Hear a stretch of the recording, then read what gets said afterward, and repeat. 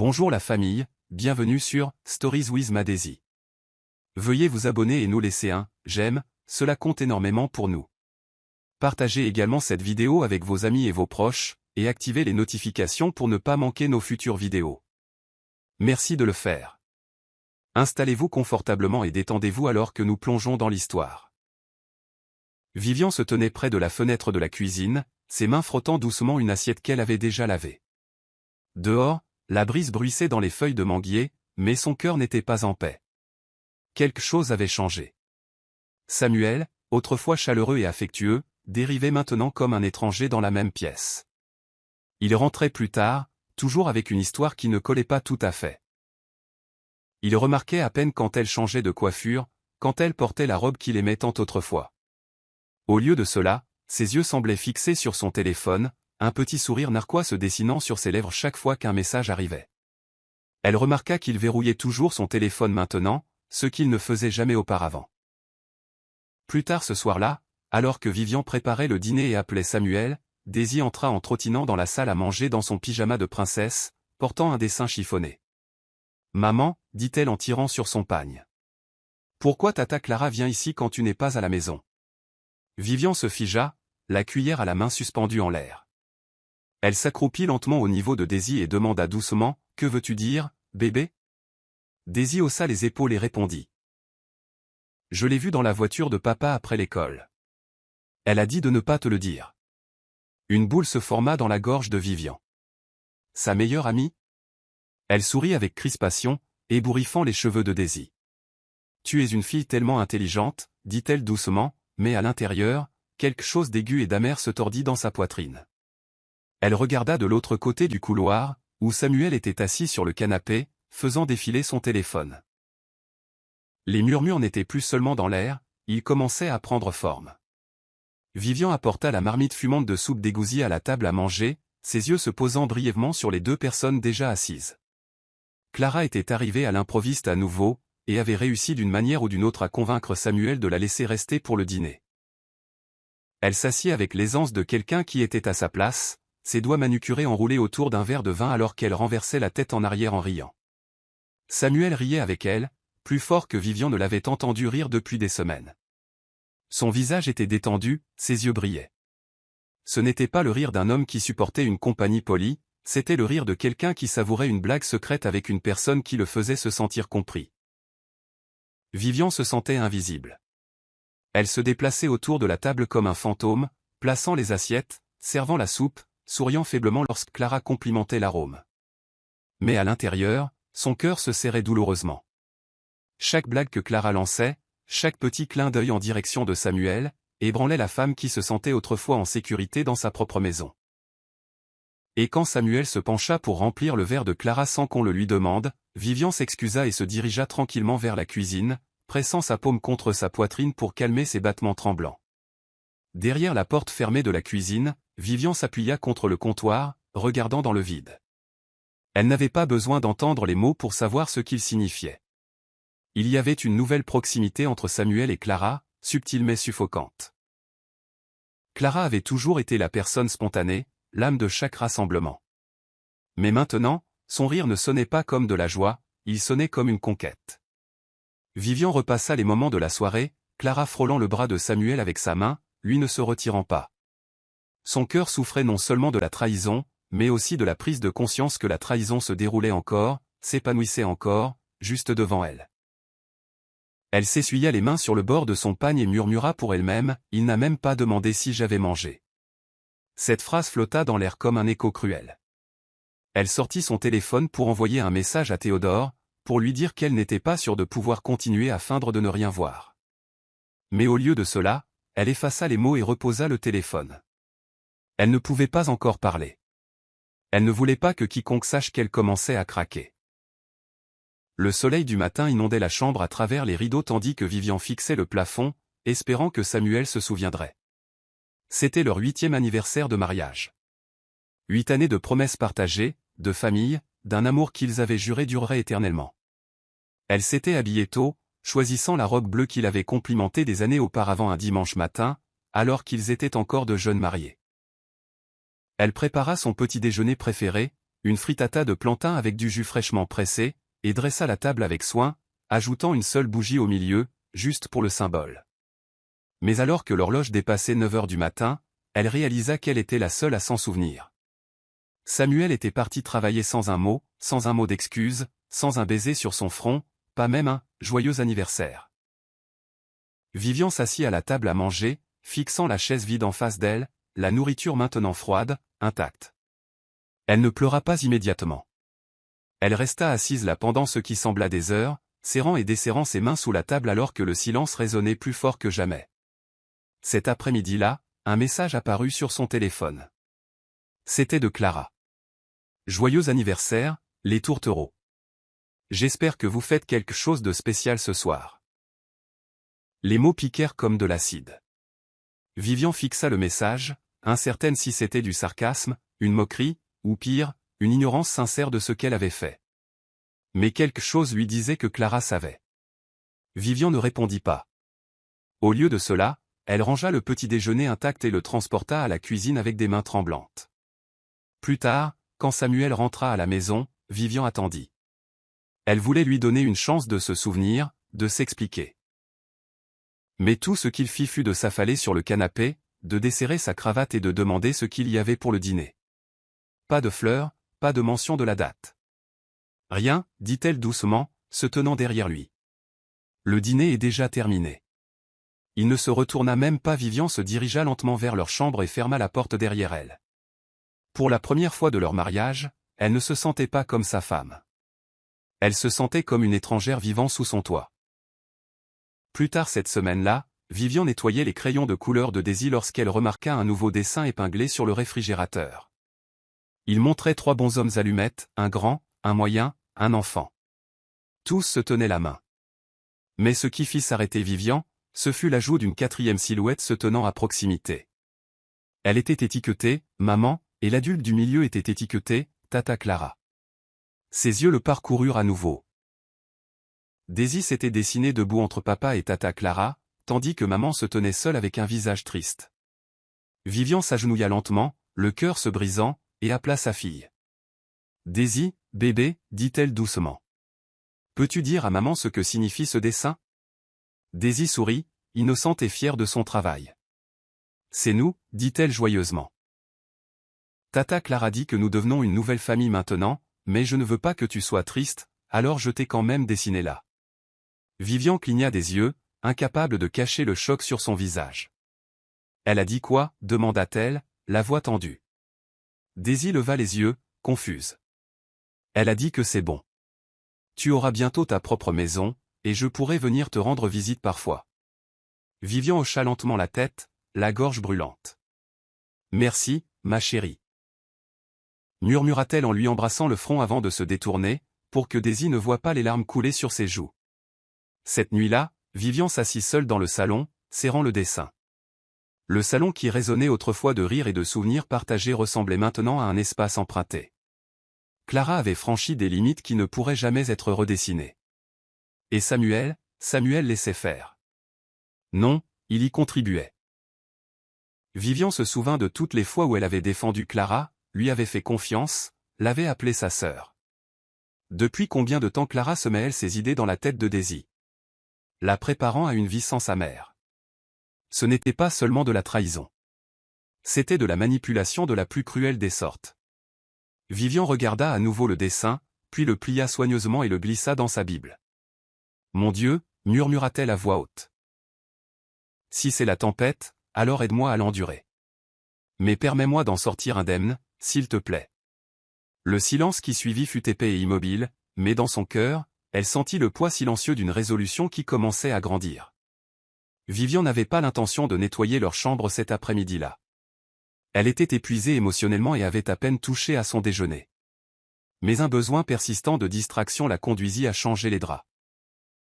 Alors qu'elle retirait les tés d'oreiller, quelque chose scintilla sous le côté du lit de Samuel. Elle se pencha, le cœur soudain lourd, et le ramassa. Une simple boucle d'oreille créole en or, délicate et familière. Celle de Clara. Elle la reconnut instantanément. La même paire que Clara portait la semaine dernière au brunch. Vivian fixa l'objet, ses doigts tremblants alors que la colère montait en elle. Il n'y avait aucune raison justifiable, pour que la boucle d'oreille de Clara se trouve dans son lit conjugal. Pas près de la table à manger. Pas sur le canapé des invités. Pas même dans la chambre d'amis. Mais sous l'oreiller de Samuel? Aucun accident ne pouvait expliquer cela. Sa poitrine se serra. Vivian ne cria pas, ne pleura pas. Elle posa la boucle d'oreille au centre du lit et s'assit sur le bord en silence, la fixant comme si elle allait avouer. Son esprit s'emballa de questions auxquelles elle ne voulait plus de réponse.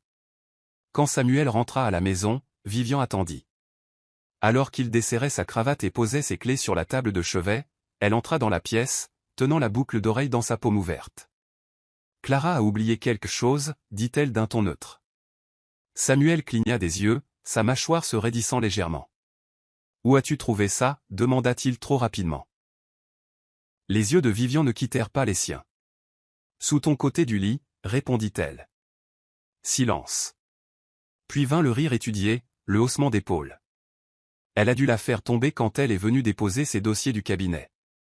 Peut-être qu'elle s'est assise sur le lit quand elle m'aidait à chercher mon bouton de manchette, dit-il en passant devant elle en direction de la salle de bain. Vivian se tourna lentement, sa voix calme mais tranchante comme un rasoir. Pourquoi était-elle dans notre chambre, Samuel? Pas de réponse, seulement le bruit de l'eau qui coule. Elle n'insista pas davantage. Elle resta là, regardant la porte de la salle de bain, réalisant que ce n'était plus seulement un soupçon. C'était une confirmation, et cela faisait plus mal qu'elle ne s'y était préparée. L'après-midi suivant, alors que les nuages s'amoncelaient sur la ville, Vivian entendit frapper au portail. Elle n'attendait personne. S'essuyant les mains, elle alla ouvrir et trouva Théodore debout là, vêtu d'une chemise bleue impeccable, un froncement de sourcils dessinant son visage pensif. « Tu as une minute » demanda-t-il doucement. Vivian le fit entrer et lui offrit du thé, mais il refusa. Il s'assit en face d'elle, les yeux fixes. « Vive, je me suis tue parce que je ne voulais pas me mêler de vos affaires. Mais je pense que tu as besoin d'entendre ça maintenant. » Vivian se tendit, son cœur se préparant déjà. « J'ai vu Clara il y a 2 nuits, commença-t-il, au bar sur le toit de la 3e avenue. Elle n'était pas seule. Samuel était avec elle. Ils n'étaient pas assis comme des collègues, vives. » Vivian détourna le regard. Sa voix, quand elle parvint, était basse. « J'ai trouvé sa boucle d'oreille sous notre lit. » Le visage de Théodore s'assombrit. « Je le craignais. » Il se pencha en avant. « Écoute, Clara a toujours été en compétition avec toi, même quand tu ne le remarquais pas. Mais ça, c'est du sabotage. Je ne pense pas qu'elle s'amuse seulement. Elle se positionne. » Vivian déglutit, ses mains jointes fermement sur ses genoux. « Elle m'appelle sa sœur, dit-elle amèrement. » Théodore secoua la tête. « Les gens qui t'envient le plus t'appellent d'abord ma sœur. Sois prudente. » Les mots tombèrent comme des pierres. Vivian se mordit la lèvre inférieure, incertaine de la marche à suivre. « Je ne peux pas la mettre à la porte. Samuel la défendrait. » murmura-t-elle. « Alors ne gaspille pas tes forces à te battre dans une maison où ta voix n'a plus d'importance, » répondit Théodore en se levant. « Commence à préparer ton cœur. Ça pourrait empirer avant de s'améliorer. » Alors qu'il partait, Vivian se tint près de la fenêtre, regardant la pluie commencer à tomber. Théodore avait dit ce que son âme savait déjà. Clara n'était plus une invitée, elle était un remplacement en devenir. Et Vivian n'était plus seulement une épouse, elle était en train d'être effacée discrètement. Cette prise de conscience la frappa plus durement que n'importe quelle confrontation. Elle sentit la première véritable lueur de quelque chose monter en elle, pas de la rage, mais une disposition à protéger ce qui était à elle, même si cela signifiait perdre tout le reste. C'était un après-midi torride lorsque Vivian revint du marché avec 2 sacs lourds suspendus à ses poignets, la sueur perlant sur son front. Elle poussa le portail et se dirigea vers la porte d'entrée, équilibrant les sacs tout en cherchant la poignée. Mais la clé ne tournait pas. Confuse, elle essaya à nouveau. Rien. Elle recula et frappa, s'attendant à ce qu'une des employées de maison ouvre. Après une longue pause, la porte s'ouvrit, mais ce n'était pas l'employée de maison. C'était Clara, droite, tenant un verre d'eau fraîche comme si elle était chez elle. « Oh » dit Clara avec un sourire narquois, « tu es rentrée tôt. Vivian inspira de force.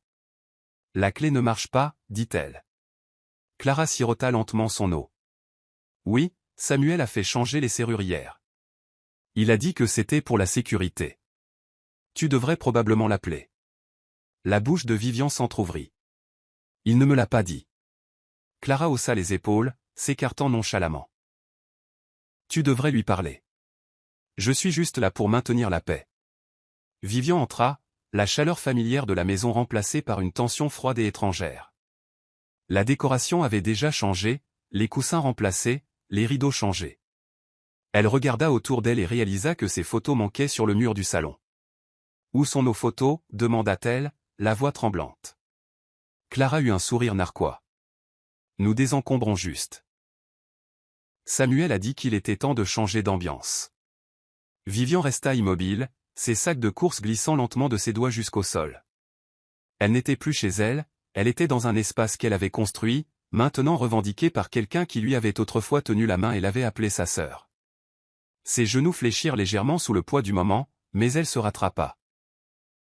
Elle se pencha, ramassa ses sacs et se dirigea directement vers la chambre, ses pas lents, délibérés. La voix de Clara la suivit comme un poison. « Tu ferais peut-être bien de commencer à faire tes valises, Viv. Des changements arrivent. » Vivian ne répondit pas. Mais dans sa poitrine, quelque chose changea de façon permanente. Ce n'était pas de la tristesse cette fois, c'était le début d'un adieu. La lettre officielle arriva pliée dans une enveloppe brune, livrée par un coursier sans expression et sans parole. Vivian l'ouvrit lentement, ses mains froides malgré l'air humide. La première phrase se brouilla alors que ses yeux parcouraient des mots comme « requête »,« séparation de corps » et « garde provisoire ». Elle s'assit sur le bord du lit, la pièce tournant légèrement, alors qu'elle essayait de comprendre comment on en était arrivé là. Samuel ne lui avait pas parlé, pas même un avertissement. Pas une conversation, juste de la paperasse. Et c'était là, noir sur blanc. Son mariage, réduit à des termes procéduraux et des signatures. Son nom à côté du sien, non plus entrelacé d'amour, mais piégé dans un jargon juridique. Elle ne pleura pas. Les larmes s'étaient taries ces dernières semaines. Elle prit le téléphone et appela Théodore. Sa voix était basse mais assurée. « La séparation est officielle, dit-elle. Daisy et moi pouvons-nous rester chez toi quelques semaines ? » De l'autre côté, Théodore répondit doucement. « Mes portes te sont toujours ouvertes, Vivian. Daisy et toi méritez la paix. » Faire ses valises fut l'adieu le plus silencieux qu'elle ait jamais connu. Daisy était assise sur le lit, confuse et serrant son lapin en peluche, tandis que Vivian pliait des vêtements dans une petite valise. « Où allons-nous, maman » demanda Daisy d'une petite voix. Vivian marqua une pause. « Juste chez oncle Théo, ma chérie. C'est plus calme là-bas. » La petite fille fronça les sourcils. « Mais pourquoi ne pouvons-nous pas rester ici ? Je veux que papa vienne aussi. » Vivian ferma les yeux un instant, puis s'agenouilla à côté de sa fille. « Parfois, dit-elle lentement, les mamans et les papas ont besoin d'espace pour réfléchir clairement. Mais nous irons bien, tu m'entends ? » Daisy hocha la tête, bien que ses yeux fussent pleins de questions. Vivian jeta un dernier regard à la pièce, dépouillée de chaleur, dépouillée d'histoire, et ferma la valise. Clara se tenait dans le couloir, les bras croisés, observant avec la tête penchée et un sourire trop suffisant pour le moment. « Besoin d'aide avec la porte » offrit-elle d'un ton moqueur. Vivian ne répondit pas. Elle sortit simplement, sa fille dans une main et sa fierté dans l'autre. Elle ne regarda pas en arrière. Quel que soit l'avenir qui l'attendait, il serait construit sur les cendres de cet adieu, mais il serait à elle seule. La nuit apporta le silence, mais pas le sommeil. Daisy était blottie à côté de Vivian sur un matelas d'invité dans la chambre d'amis de Théodore, les yeux grands ouverts, écoutant le doux ronronnement du ventilateur de plafond. « Maman » murmura-t-elle en donnant un petit coup de coude à sa mère. « On peut rentrer demain ? Je veux dormir dans mon lit. Ma maison manque à mon lapin. » Vivian ravala la douleur dans sa poitrine. « Pas encore, ma chérie, » dit-elle doucement en dégageant les cheveux du front de Daisy. « Nous devons rester ici pour l'instant. » La lèvre de Daisy trembla. « C'est parce que papa ne t'aime plus ?» Les mots frappèrent Vivian comme une flèche. Elle le serra sa fille fort dans ses bras. « Non, bébé » murmura-t-elle, la voix étranglée. Parfois, les adultes font des erreurs, et parfois l'amour se perd. Daisy s'accrocha à elle, silencieuse maintenant, et c'est dans ce silence que Vivian sentit les larmes de sa fille imbiber son chemisier. Ce n'était pas bruyant, juste des pleurs silencieux, le genre qui s'accroche à l'âme d'une mère. Elle n'essaya pas de l'arrêter. Laisse-la pleurer, pensa-t-elle. Laisse-la faire son deuil de la seule manière qu'un enfant connaisse. Le lendemain matin, Daisy ne parla pas beaucoup. Elle mangea la moitié de ses céréales, regarda fixement les dessins animés et demanda une fois si Clara était toujours dans la maison. Vivian répondit d'un ton neutre, « Je pense que oui », ne voulant pas remplir l'esprit de sa fille d'amertume. Plus tard, en pliant les vêtements que Théodore les avait aidés à laver, Vivian trouva les dessins de Daisy éparpillés sur le lit, des images de leur maison, de ses jouets, même une de Samuel et Clara souriant avec Daisy coincée au milieu, fronçant les sourcils. Vivian les rassembla soigneusement dans un dossier, ne sachant si elle devait les garder comme preuve du traumatisme ou les effacer complètement. Son téléphone vibra, c'était Samuel. Un court message, « J'espère que Daisy va bien. » Aucune question sur Vivian. Aucune mention de regret. Juste une phrase qui ressemblait à une formalité. Elle ne répondit pas.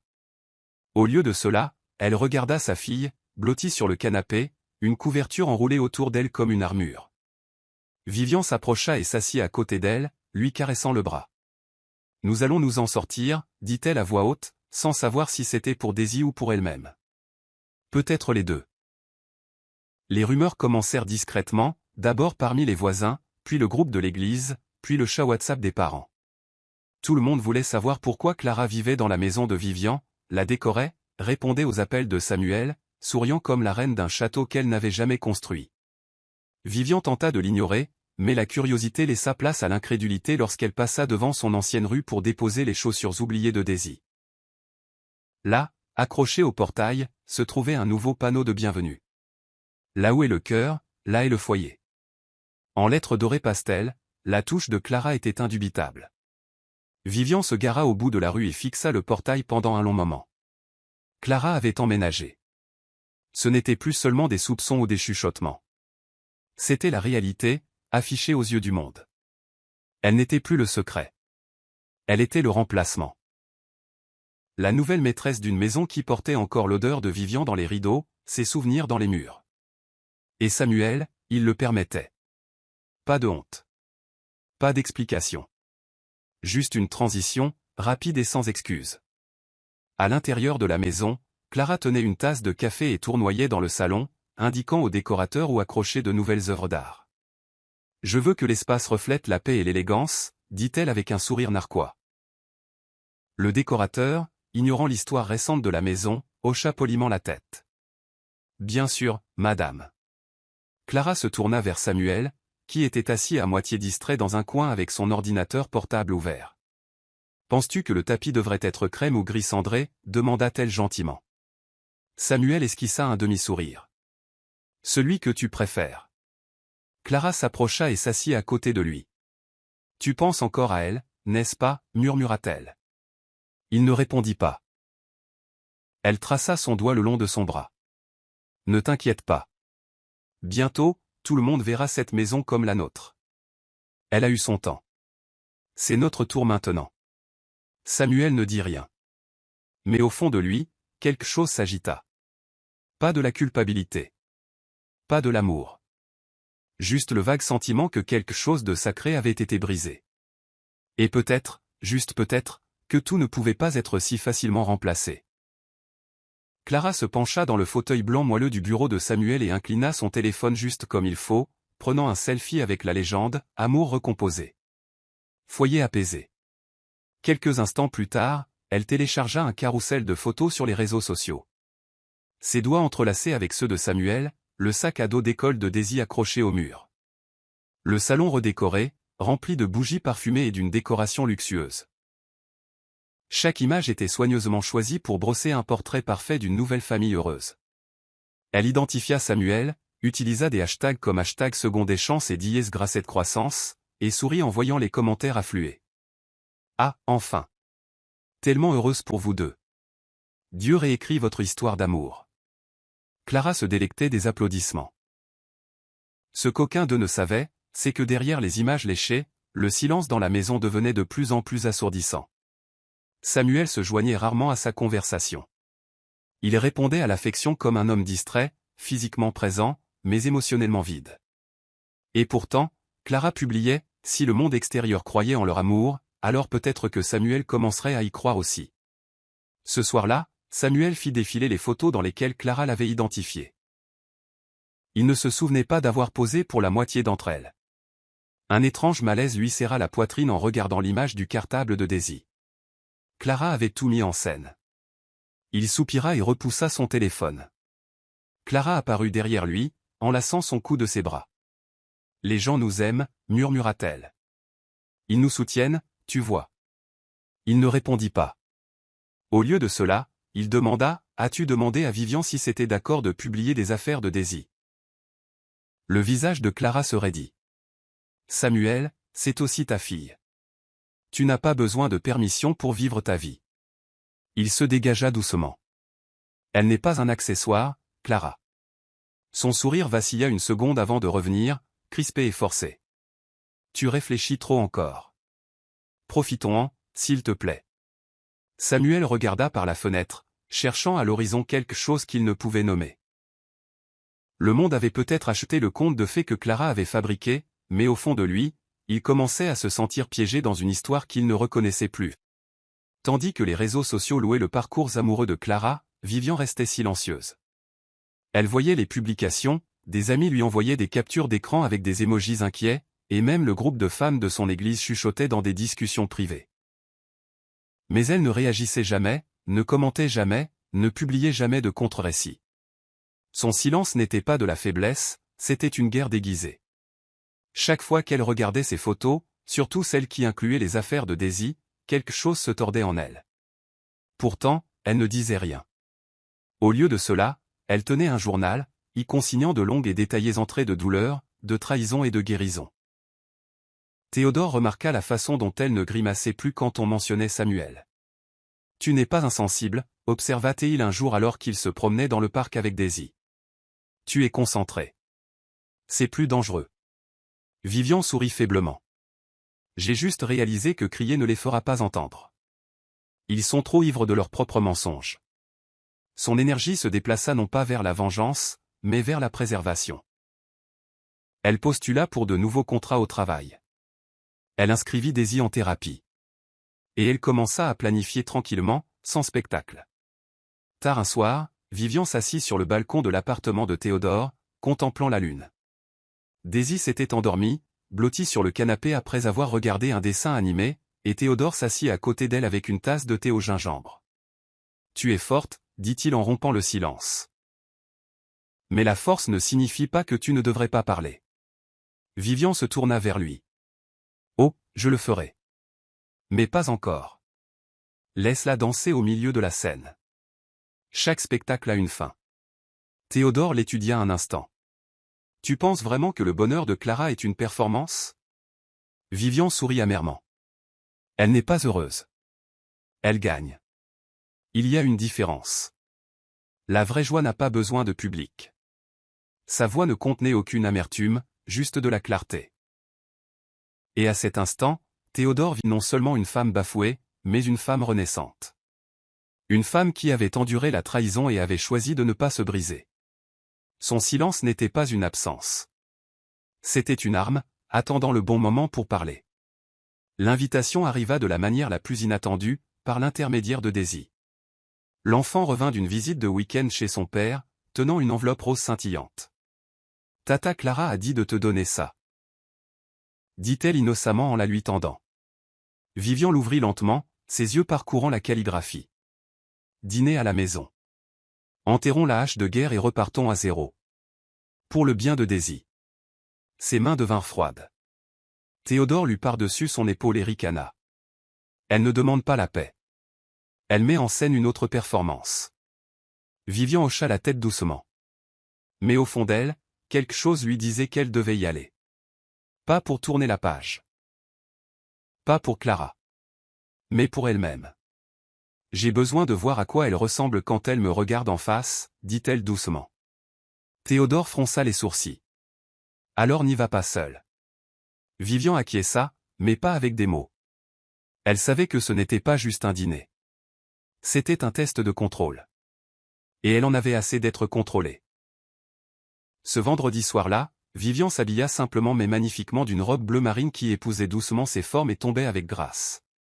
Quand elle entra dans son ancienne maison, l'air lui parut plus lourd qu'elle ne s'en souvenait. Clara l'accueillit à la porte avec un sourire excessivement doux. « Vivian, tu es radieuse, dit-elle avec un enthousiasme fin. Merci d'être venue. Pour Daisy. » Vivian la regarda dans les yeux et répondit calmement. Contentons-nous de le faire pour Daisy, alors. La table était dressée avec élégance. 3 verres à vin, des bougies, des couverts disposés avec précision. Samuel était assis en bout de table, visiblement mal à l'aise, osant à peine croiser le regard de Vivian. Clara jouait les hôtesses à la perfection, offrant à Vivian de la nourriture avec une gaieté théâtrale. « J'ai fait ton riz jollof préféré avec de la viande de chèvre. Comme au bon vieux temps, roucoula-t-elle. » Vivian sourit faiblement, son esprit alerte à chaque mouvement. Ce n'était pas la nourriture ni le cadre qui la troublait. C'était le sentiment que quelque chose avait été prémédité. Et alors qu'elle levait sa fourchette, les yeux de sa fille firent la navette entre les femmes à table. Elle observait, elle aussi. Et pour la première fois, Vivian réalisa que Daisy voyait plus que quiconque ne le savait.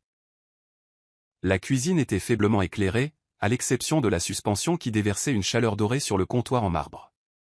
Clara se tenait dans son peignoir de soie, seule, fredonnant une berceuse tout en remuant délicatement une épaisse marmite de ragoût. L'horloge de la cuisine tic-taquait doucement derrière elle, et de la pièce adjacente, une musique discrète flottait d'une enceinte Bluetooth. En surface, cela ressemblait à la scène d'une femme au foyer dévouée préparant un repas de bienvenue. Mais les mains de Clara ne préparaient pas avec amour. Elle calculait, répétait. Elle attrapa le minuscule flacon caché dans sa trousse à maquillage. L'étiquette se décollait, le bouchon était collant à cause de la condensation. Ses mains bougeaient rapidement maintenant, vérifiant par-dessus son épaule, les oreilles aux aguets du moindre pas. Avec une petite cuillère, elle mélangea le contenu au ragoût rouge, le regardant se dissoudre complètement. L'acide était inodore, incolore, mortel en petite quantité. Elle avait tout recherché. Son plan était simple. Rendre Vivian assez malade pour qu'elle parte définitivement, ou pire, qu'elle ne se relève plus jamais de son lit. Elle n'était pas désolée. Plus maintenant. Tu as eu ta chance. Murmura Clara à personne en essuyant la cuillère et en la rinçant soigneusement, la remettant dans le tiroir comme si de rien n'était. Ce que Clara ne remarqua pas, cependant, c'est la petite silhouette qui se tenait à la porte de la cuisine, pieds nus, à moitié endormie, serrant un lapin en peluche. Daisy était entrée pour chercher de l'eau, mais s'était figée en voyant Tata Clara parler toute seule. Elle ne comprit pas le contenu du flacon ni l'étrange lueur dans les yeux de Clara, mais elle sut que quelque chose n'allait pas. Clara jeta un regard vif en arrière au bruit du mouvement, son visage se crispant brièvement de panique. Mais en voyant Daisy, elle se détendit en un sourire. « Ma chérie, pourquoi es-tu sortie du lit » roucoula-t-elle en s'essuyant les mains. Daisy cligna des yeux. « J'avais soif » murmura-t-elle. Clara lui tendit une brique de jus du réfrigérateur et la raccompagna doucement dans sa chambre, ses doigts serrés sur la petite épaule de Daisy. « Tu n'as rien vu, n'est-ce pas » chuchota Clara d'un ton enjoué. « Non » répondit Daisy, les yeux écarquillés. Quand Clara retourna à la cuisine, elle dressa les assiettes. 2 portions, une nature, l'autre empoisonnée. Elle ne pouvait pas dire laquelle Daisy échangerait, mais peu importait. Tant que Vivian mangeait la bonne, la nuit se terminerait en faveur de Clara. Du moins, c'est ce qu'elle pensait. La table du dîner était silencieuse, trop silencieuse au goût de Vivian. Daisy était assise à côté d'elle, inhabituellement immobile, sa fourchette soulevant à peine la nourriture à sa bouche.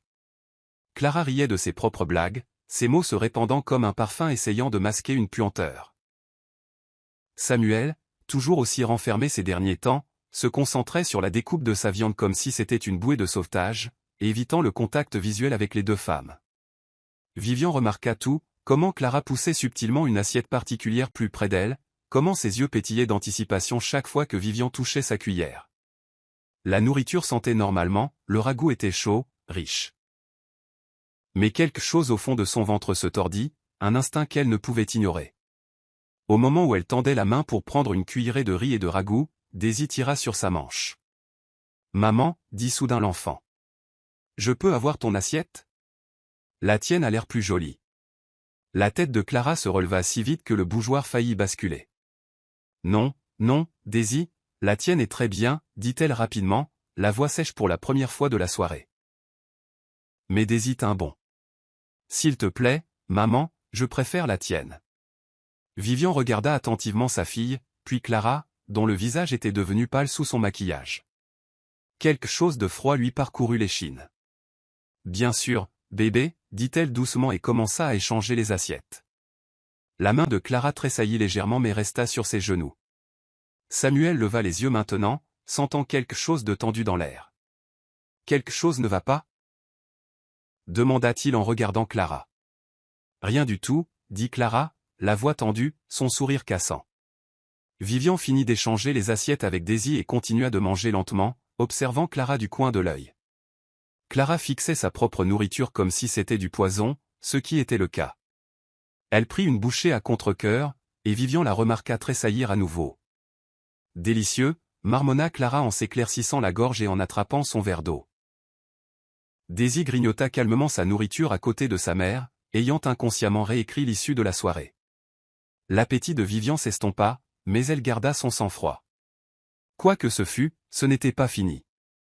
Mais sa fille, sa douce et observatrice enfant, venait de faire pencher une balance qu'aucun adulte n'aurait pu prédire. Et maintenant, tout ce que Vivian pouvait faire, c'était attendre et voir ce que le karma choisirait de révéler en premier. Le silence qui suivit le dîner était fragile, comme un fil tendu prêt à claquer. Clara s'excusa après la deuxième bouchée, prétextant une nausée soudaine. Samuel proposa d'appeler un médecin, mais elle refusa d'un geste, titubant vers la salle de bain, une main pressée sur son ventre. Vivian resta assise, observant la table, ses yeux parcourant les couverts utilisés, les assiettes à moitié mangées. Daisy, inconsciente du chaos qui s'annonçait, fredonnait une mélodie tout en pliant une serviette en forme de papillon. Du couloir provint le bruit de vomissements, gutturaux, douloureux. Samuel se leva pour aller voir, mais Vivian l'arrêta doucement. « Laisse-lui de l'espace, dit-elle, la voix calme. » Au fond d'elle, elle savait déjà ce qui s'était passé. Ses instincts de tout à l'heure, la tension dans les mains de Clara, l'insistance de Daisy, tout s'alignait maintenant avec une clarté terrifiante. Clara avait trafiqué la nourriture. Elle avait essayé de lui faire du mal, mais quelque chose avait changé. Daisy. Daisy avait changé l'histoire, et maintenant le poison était retourné à son expéditeur. Les minutes passèrent. Puis vint le fracas d'un verre se brisant dans la salle de bain, suivi d'un fort gémissement. Samuel se précipita à ses côtés, criant le nom de Clara. Vivian resta assise, serrant Daisy contre elle, son cœur battant fort dans ses oreilles. De l'embrasure de la porte de la salle de bain, la voix de Samuel se brisa. « Elle a besoin d'aide. Vivian, elle brûle. » Vivian se leva lentement, les mains assurées, les yeux secs. « Appelle une ambulance, dit-elle. » Samuel attrapa son téléphone, composant frénétiquement. En arrière-plan, les cris de Clara devinrent plus forts, angoissés, paniqués, incohérents. Vivian s'approcha de Daisy et s'accroupit à côté d'elle. « As-tu vu quelque chose tout à l'heure » demanda-t-elle doucement. Daisy hocha la tête. « Elle a mis quelque chose dans ta nourriture quand tu ne regardais pas. Je l'ai échangé pour que tu aies la plus jolie. » Vivian serra sa fille fort dans ses bras, des larmes se formant pour la première fois depuis des semaines, non pas de tristesse, mais du soulagement terrifiant que l'innocence lui ait sauvé la vie. Dans une autre pièce, Clara se tordait dans sa propre trahison. Et alors que les sirènes hurlaient au loin, Vivian murmura une prière silencieuse, non de vengeance, mais de gratitude. La salle des urgences était durement éclairée, son air stérile chargé d'urgence. Samuel faisait les 100 pas, passant une main dans ses cheveux tandis que les infirmières précipitaient Clara dans la zone de traitement. Ses cris avaient diminué, maintenant remplacés par des gémissements intermittents et des sanglots rauques. Le médecin sortit de derrière le rideau et s'approcha de Samuel, le visage grave. « Elle a ingéré un produit chimique corrosif, dit-il d'un ton neutre. Cela a provoqué des brûlures internes et des lésions tissulaires. Nous la stabilisons, mais elle aura besoin d'un traitement reconstructeur, et il pourrait y avoir une défiguration permanente. » Samuel le fixa, sans voix. Quel genre de produit chimique, demanda-t-il finalement. Nous ne le saurons. Et n'est-ce pas avant le retour des rapports toxicologiques, répondit le médecin. Mais ce n'était pas un accident. Alors qu'il s'éloignait, Samuel se tourna lentement et vit Vivian debout dans le couloir, Daisy serrée fort dans ses bras. Leurs regards se croisèrent, le sien plein de peur et de confusion, le sien calme et indéchiffrable. Le savais-tu, demanda Samuel, la voix à peine plus qu'un murmure en s'approchant de Vivian. Elle inclina la tête, ses yeux fixes. Non, mais j'avais un pressentiment. Il recula. Penses-tu qu'elle a essayé de... Sa voix se brisa sous le poids de la chose. Vivian ne répondit pas tout de suite. Elle caressa les cheveux de Daisy, lui couvrant les oreilles de ses mains.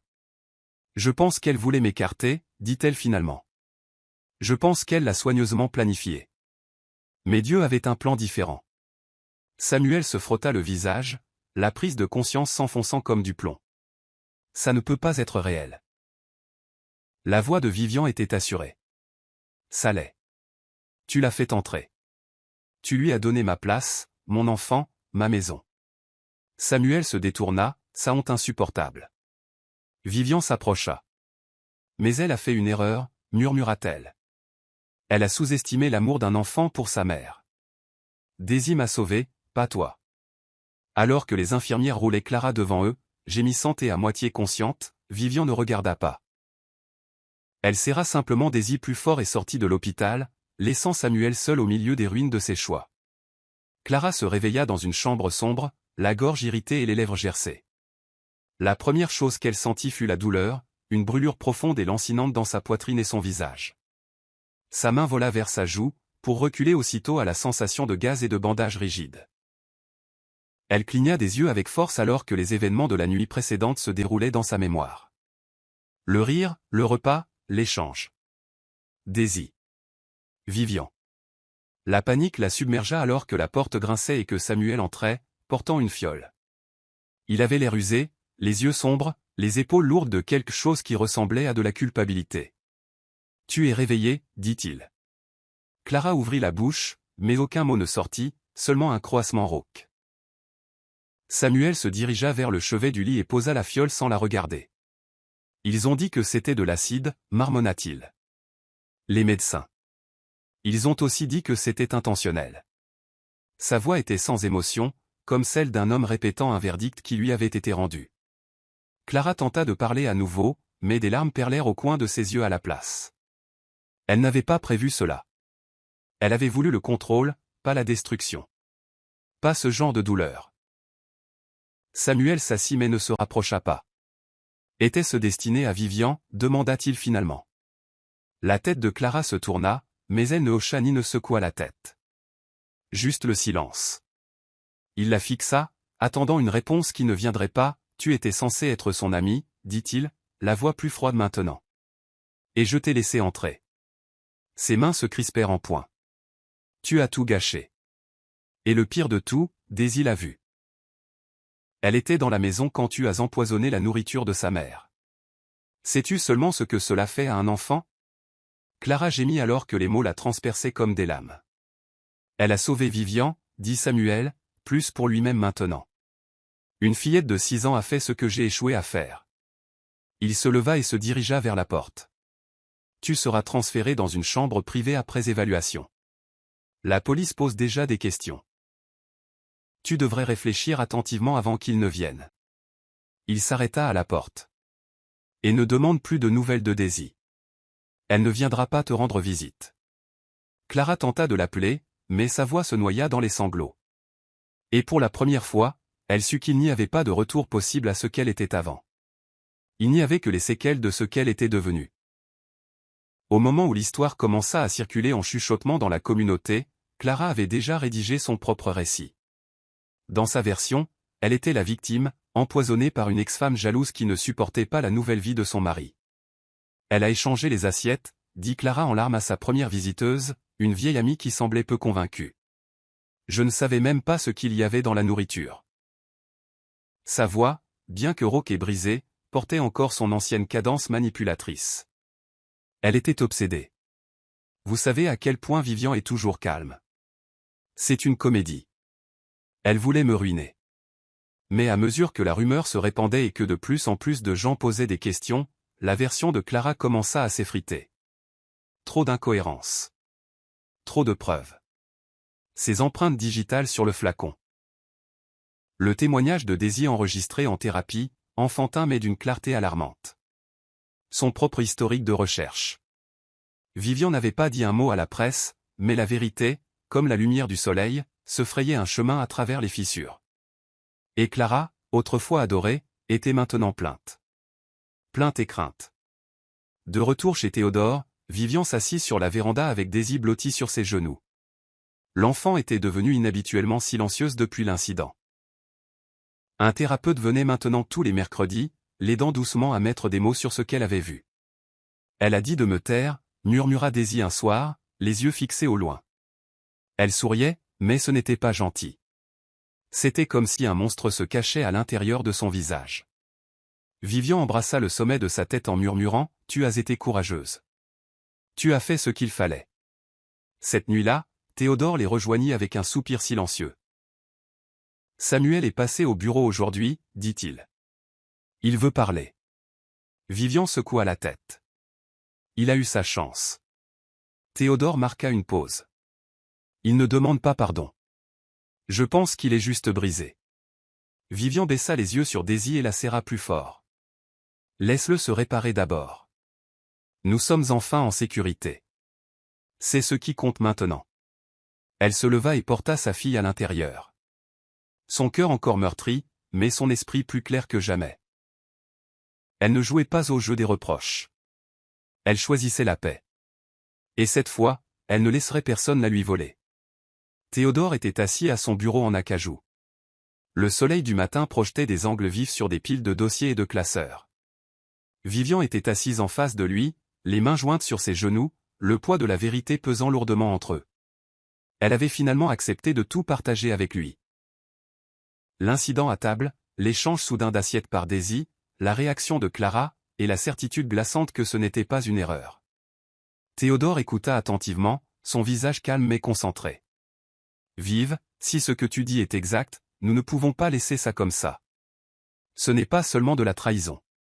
C'est une tentative de meurtre, dit-il fermement. » Vivian hésita, ses yeux dérivant vers une photo encadrée de Daisy sur son bureau. Il l'avait placée là sans le lui dire. « Penses-tu vraiment que quelqu'un me croira » demanda-t-elle doucement. Elle joue déjà la victime. Théodore secoua la tête. Il ne s'agit plus de croyance maintenant.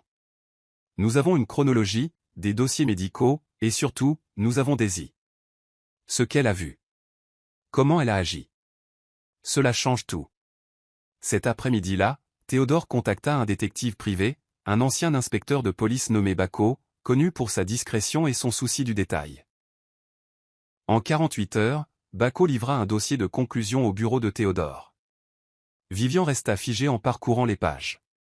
Des enregistrements de surveillance d'une pharmacie où Clara avait acheté un produit chimique sous un faux nom, des messages à un fournisseur demandant quelque chose de « fort et à action rapide », et des recherches de navigateurs supprimés récupérés de son ancien appareil. Comment masquer le goût de l'acide, survie de la muqueuse gastrique. Théodore referma le dossier et expira profondément. « Nous avons maintenant plus que des soupçons, dit-il. Nous avons l'intention. » Vivian leva lentement les yeux. Que se passe-t-il ensuite? Théodore se pencha en avant. Nous transmettons cela aux autorités, et nous laissons la vérité faire ce qu'elle est censée faire. Clara est déjà sous surveillance médicale, mais avec cela, l'affaire sera officiellement rouverte. Ils l'enquêteront à fond cette fois, et aucune réputation ni aucun charme ne la sauvera. Vivian se leva en silence, puis hocha la tête. Qu'ils viennent la chercher. Pas avec elle.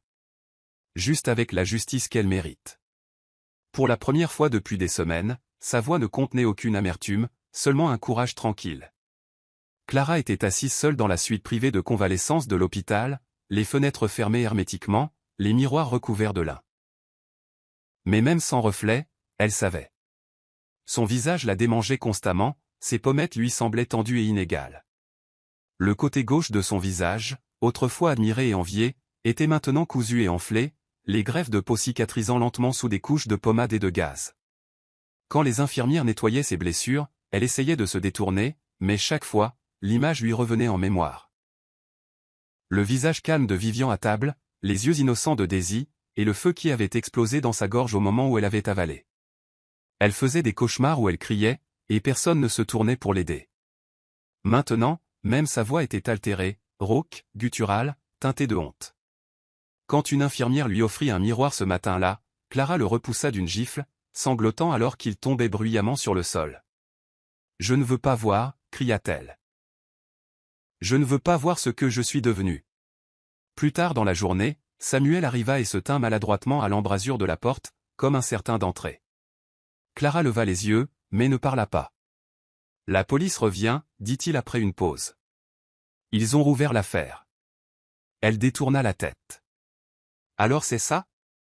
Tu les laisses faire. » Il ne répondit pas, « Je t'aimais », croassa-t-elle. « J'ai fait tout ça pour toi. » Le visage de Samuel se durcit. « Tu as essayé de tuer quelqu'un, Clara. Tu as empoisonné le dîner d'un enfant. Je ne sais pas ce que tu as fait par amour, mais rien de tout cela n'y ressemble maintenant. » Clara agrippa les côtés du lit, sa poitrine se soulevant. « Vivian était toujours sur mon chemin, » cracha-t-elle. « Elle ne méritait pas cette famille, moi si. Je t'ai tout donné. » « Tu ne m'as donné que du regret », la coupa sèchement Samuel. « Tu as volé la paix. Tu as amené l'enfer dans la vie de ma fille. » Il recula vers la porte. « N'attends plus que je te protège. J'ai déjà trop perdu en essayant de croire à ta version de l'amour. » La bouche de Clara s'ouvrit, mais les mots restèrent coincés dans sa gorge. Elle était seule. Et pour la première fois, le miroir n'était pas ce qu'elle craignait. C'était elle-même. La salle de thérapie était chaleureuse et faiblement éclairée, décorée de jouets en peluche et de crayons de couleur qui jonchaient la petite table d'angle. Daisy était assise tranquillement par terre, dessinant une table de dîner avec des bonshommes allumettes. Elle, sa maman, son papa, et une quatrième personne qui était à l'envers. La thérapeute, Madame Olabisi, observait doucement depuis sa chaise. « Daisy, dit-elle doucement, peux-tu me dire ce que signifie ce dessin ?» Daisy leva les yeux, ses yeux bruns pensifs. « C'est quand j'ai échangé la nourriture, » dit-elle d'une petite voix. Tata Clara avait fait quelque chose d'effrayant. Je l'ai vue rire quand elle l'a cuisiné. Mais maman ne savait pas, Madame Olabisi hocha lentement la tête. « Et comment t'es-tu senti ?» Daisy haussa les épaules. « Comme si j'avais fait un truc de super-héros. Mais aussi, comme si j'avais fait quelque chose de mal. » Tata Clara a dit de ne le dire à personne. La thérapeute se pencha en avant. « Ce n'était pas mal, ma chérie. Tu as protégé ta maman. C'était très courageux. » Pendant ce temps, à l'extérieur de la salle de thérapie, Théodore se tenait à côté d'un officier en uniforme alors qu'ils examinaient la séance de Daisy, soigneusement enregistrée avec le consentement parental. L'audio était clair, ses mots simples mais précis. « Ce témoignage change tout, » dit l'officier. « Un enfant de cet âge ne peut pas fabriquer une intention comme celle-ci, pas avec ce genre de détails. » Vivian, debout à quelques mètres de là, gardait les bras étroitement croisés autour d'elle. « Elle fait encore des cauchemars, » dit-elle, la voix tendue. Elle se réveille en pensant que Clara se cache derrière les rideaux. L'officier se tourna. « Cela nous donne des motifs légaux pour poursuivre pour mise en danger psychologique. Et avec les preuves matérielles, Clara sera probablement inculpée de plusieurs chefs d'accusation, y compris tentative de meurtre. » Vivian hocha la tête. « Je ne fais pas ça par vengeance, » dit-elle doucement. « Je le fais pour que personne n'ait jamais à traverser ce que ma fille a traversé. » Alors que Daisy sortait de la pièce en tenant un nouveau tableau d'autocollant, elle courut vers Vivian. « J'ai bien fait, maman ?» Vivian s'agenouilla et la serra fort dans ses bras. « Tu as fait mieux que bien, mon amour. Tu as dit la vérité. C'est ce que font les héros. » Et sur ce, elles sortirent de la clinique main dans la main, un pas de plus vers la justice, un battement de cœur de plus vers la paix. La salle de conférence de la division des services à la famille était remplie d'une tension silencieuse alors que Vivian s'asseyait en face de l'équipe d'enquête.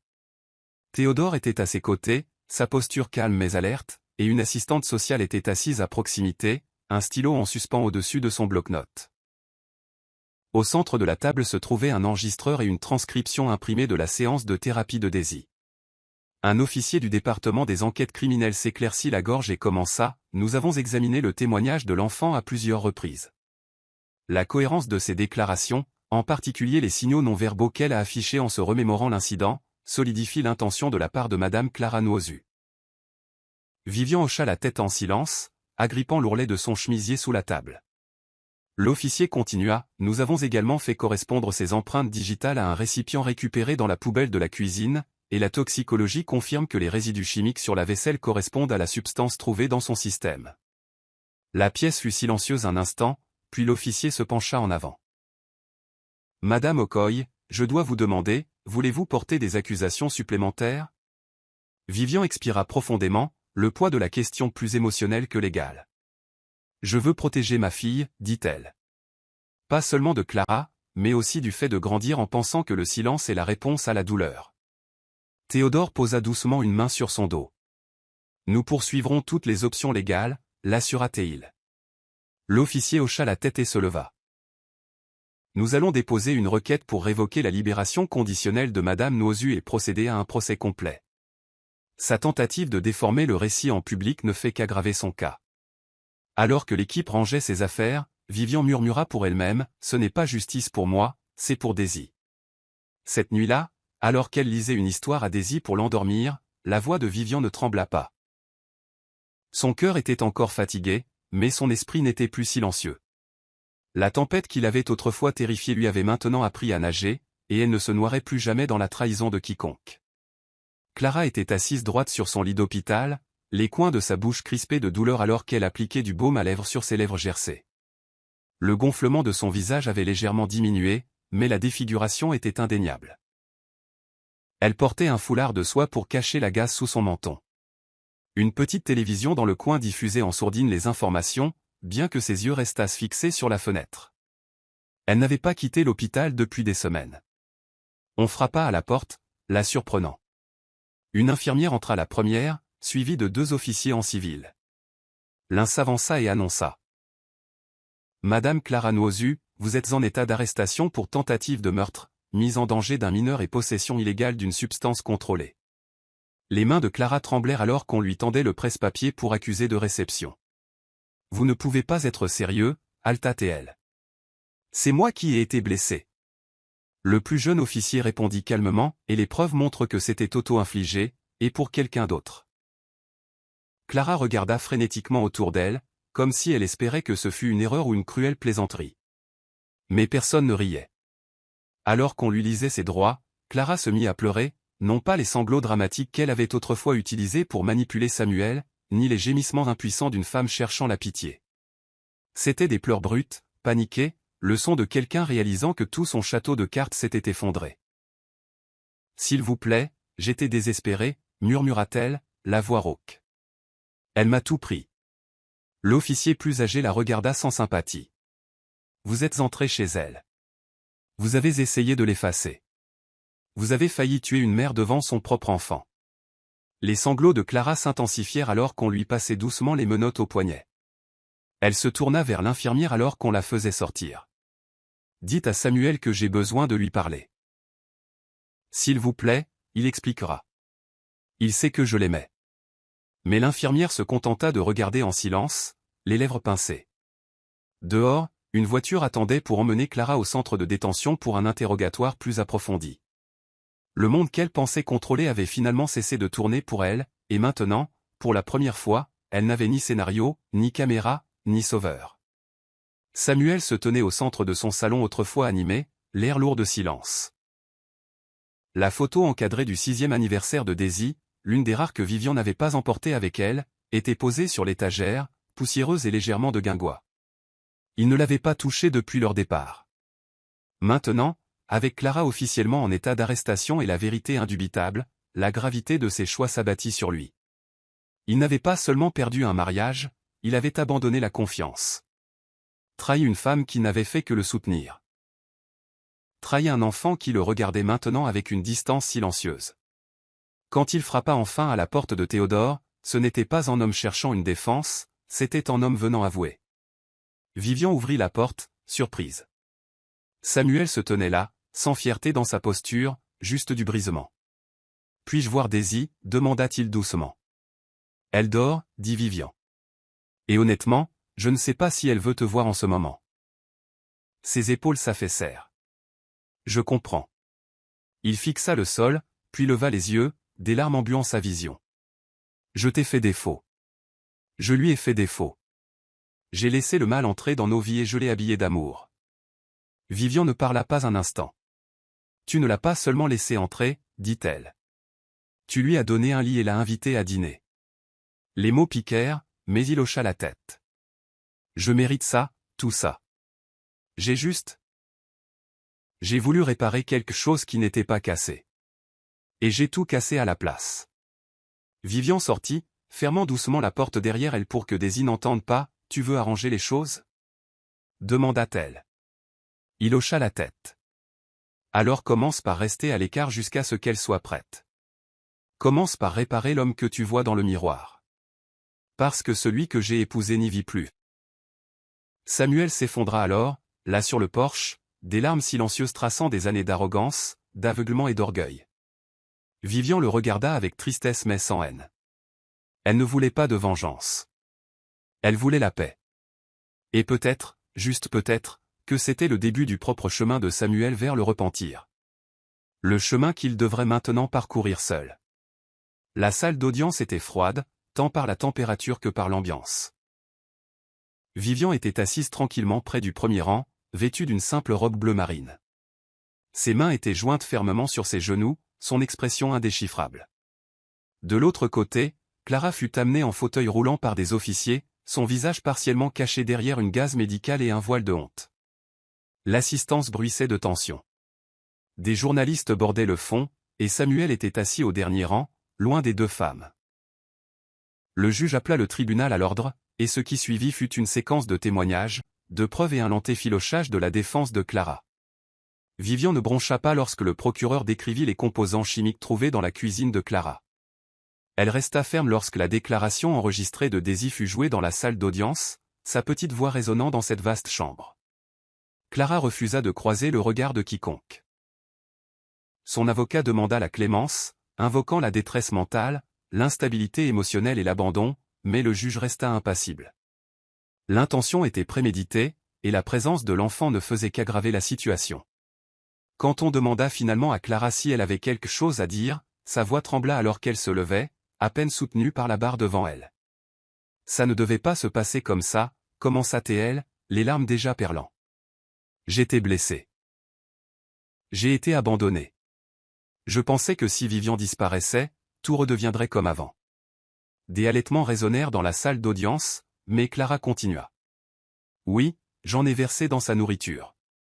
Oui, j'ai surveillé son assiette. Et oui, j'ai souri quand j'ai pensé qu'elle allait la manger. Mais je n'ai jamais pensé que la petite fille. Sa voix se brisa. Je n'ai jamais pensé que Daisy les changerait. Elle se tourna vers le banc. Elle a sauvé sa mère du diable. Ce diable, c'était moi. Sa confession flotta dans l'air comme une épaisse fumée. Le marteau du juge frappa une fois. Merci pour votre honnêteté, dit-il avec une finalité froide. Le prononcé de la peine aura lieu demain. Alors que Clara était emmenée hors de la salle d'audience, il n'y eut pas d'acclamation. Juste le silence. Un silence qui la suivit comme une ombre. Et pour Vivian, ce silence était plus assourdissant que n'importe quel cri qu'elle aurait pu pousser. Le lendemain, la salle d'audience était de nouveau comble, cette fois pour le prononcé de la peine. Avant que le verdict ne soit lu, le juge accorda à Vivian le droit de s'adresser à la cour. Elle se leva lentement, chaque pas délibéré, et se dirigea vers l'avant avec une assurance qui commandait le silence. Faisant face au juge, au jury et à toutes les personnes assises, elle prit une inspiration et commença. « Je me tiens ici non pas en tant que victime. » dit-elle clairement, mais en tant que mère qui a failli tout perdre à cause de l'envie portant le masque de l'amitié. Elle se tourna brièvement vers Clara, mais ne s'attarda pas, elle m'appelait sa sœur. Elle m'a tenu la main. Elle est entrée dans ma maison et s'est assise à ma table. Je lui ai pardonné plus de fois que je ne peux compter. Mais le pardon n'est pas l'aveuglement. Elle marqua une pause, laissant les mots s'installer. Ce qu'elle a fait était au-delà de la trahison. C'était une tentative de m'effacer pour qu'elle puisse porter ma vie comme une robe qu'elle pensait mériter. Sa voix trembla, mais ne se brisa jamais. Je ne suis pas ici pour exiger une punition. Ce n'est pas ma place. Je suis ici pour faire une promesse, à ma fille, aux autres femmes qui ont déjà été réduites au silence par la manipulation. Elle regarda le juge maintenant, son ton ferme. Nous devons apprendre aux filles que leur voix compte. Que le mâle n'a pas besoin de cornes. Il porte du rouge à lèvres, sourit largement, et dort parfois dans votre chambre d'amis. Plusieurs personnes altèrent doucement. Je ne la déteste pas, ajouta Vivian. C'est le cadeau que je refuse de lui faire. Mais je ne la protégerai pas non plus. Laissez la loi faire ce que le cœur ne peut parfois pas faire. Elle s'éloigna de la tribune. Alors qu'elle retournait à sa place, les yeux de Samuel la suivirent avec une lourde révérence, un mélange d'admiration et de culpabilité. Le marteau du juge frappa à nouveau le bureau. Madame Clara Nozu, cette cour vous condamne à 12 ans d'emprisonnement sans possibilité de libération anticipée. Cette peine reflète non seulement vos actes, mais aussi l'impact durable sur l'esprit d'un enfant et la vie d'une mère. Clara pleura silencieusement alors qu'on l'escortait. Vivian ferma les yeux un instant et expira, non pas avec triomphe, mais avec un soulagement tranquille. Le chapitre n'était pas clos, mais l'encre avait séché. Et cette fois, c'est elle qui avait écrit la fin. Dans les jours qui suivirent le prononcé de la peine, Samuel demanda une réunion formelle avec Vivian, cette fois non pas sur le pas d'une porte ou derrière des larmes, mais dans le bureau de Théodore, où les lignes étaient claires et les intentions documentées. Vivian entra dans la pièce avec Daisy à ses côtés, tandis que Samuel se tenait seul à l'autre bout.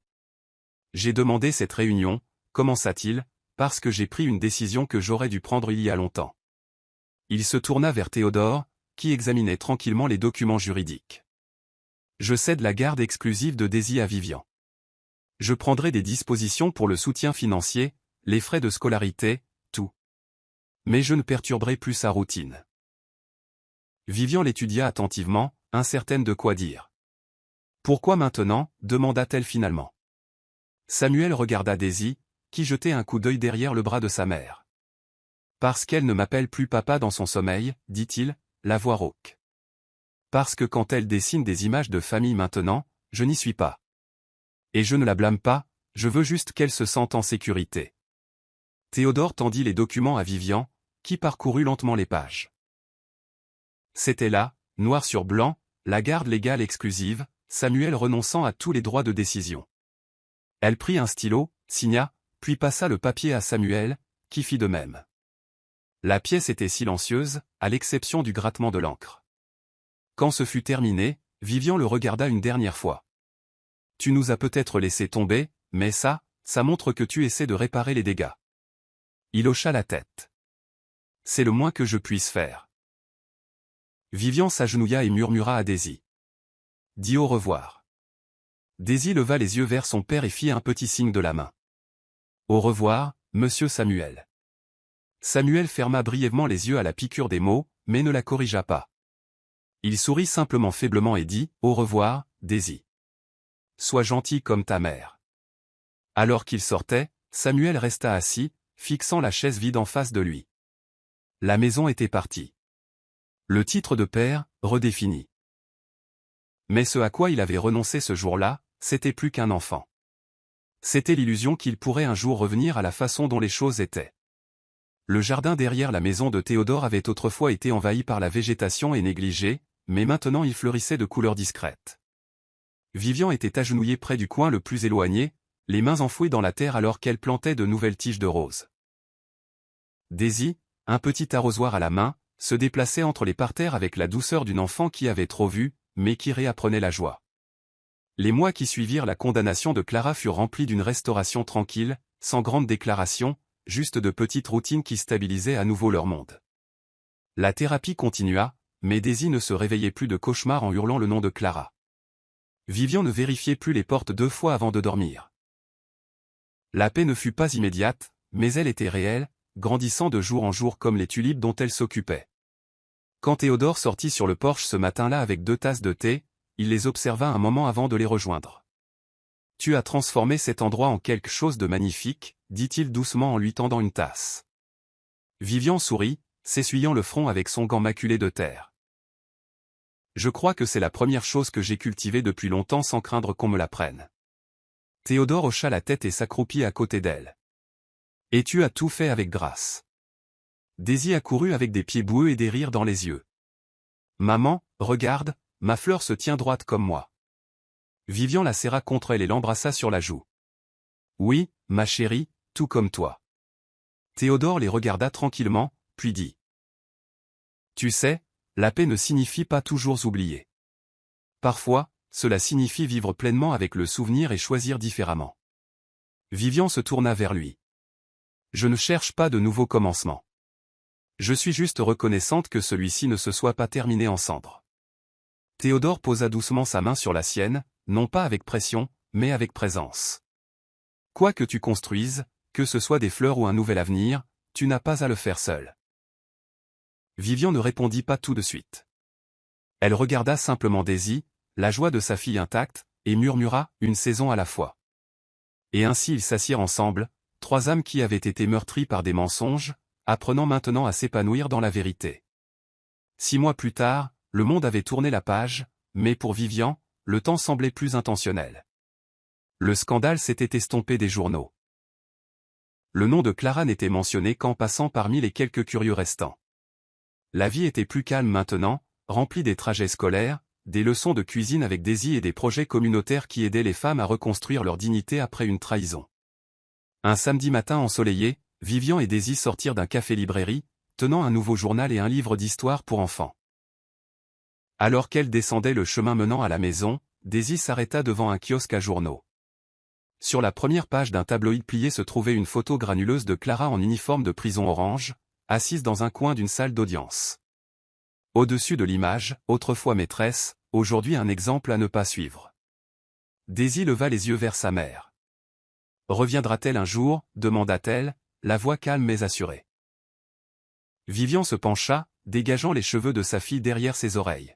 « Pas dans nos vies, dit-elle doucement. Certaines personnes s'écrivent hors de notre histoire, et nous n'avons pas besoin de tourner cette page à nouveau. » Elles continuèrent à marcher, le vent caressant leur peau, l'odeur d'arachide grillé d'un stand voisin flottant dans l'air. En atteignant leur portail, Vivian s'arrêta pour admirer le jardin de devant. De nouvelles fleurs s'épanouissaient là où de vieilles épines avaient autrefois été. La maison ne lui rappelait plus la douleur. Elle était devenue son sanctuaire. À l'intérieur, Théodore attendait avec le brunch sur la table, des rires prêts à emplir la pièce. « Comment était la librairie ?» demanda-t-il en prenant le nouveau livre de Daisy. « Nous avons trouvé un trésor » rayonna Daisy. Vivian rit, s'asseyant alors que la lumière du soleil inondait la fenêtre, et laissait un fantôme derrière, ajouta-t-elle, presque pour elle-même. Alors qu'ils mangeaient ensemble, le tintement des couverts et la mélodie du contentement emplissaient la maison. Pas de vengeance, pas d'amertume, juste une victoire tranquille. Vivian regarda autour d'elle, le cœur plein, non pas parce qu'elle avait vaincu quelqu'un, mais parce qu'elle avait tout surmonté. Et alors qu'elle regardait Daisy gribouiller joyeusement sur une page fraîche de son journal, Vivian se murmura une vérité. L'histoire ne s'est pas terminée quand elle est partie. Elle a commencé. Et cette fois, elle était à elle seule. Voici le verset biblique Proverbe 26, verset 27, « Celui qui creuse une fosse y tombe, et la pierre revient sur celui qui la roule. » Explication, ce verset reflète la chute de Clara. Sa tentative de nuire à Vivian par la tromperie et le poison a fini par attirer le jugement sur elle-même. Ce qu'elle destinait au mal lui est retourné, comme l'avertit l'Écriture. Le verset souligne également la vérité spirituelle selon laquelle les complots maléfiques finissent par s'effilocher aux pieds de leur créateur. Morale de l'histoire, l'envie transforme des mains autrefois amies en poignards cachés, mais la vérité, aussi discrètement qu'elle chemine, trouve toujours sa voie. Cette histoire nous enseigne que la trahison commence souvent sous le masque de l'amitié, et que ceux qui agissent par jalousie peuvent se détruire en essayant de détruire les autres. La force tranquille de Vivian, la loyauté innocente de Daisy et le pouvoir de la vérité montrent que la vengeance n'est pas nécessaire lorsque la justice est autorisée à suivre son cours. En fin de compte, la grâce n'est pas le silence, et le silence n'est pas la faiblesse.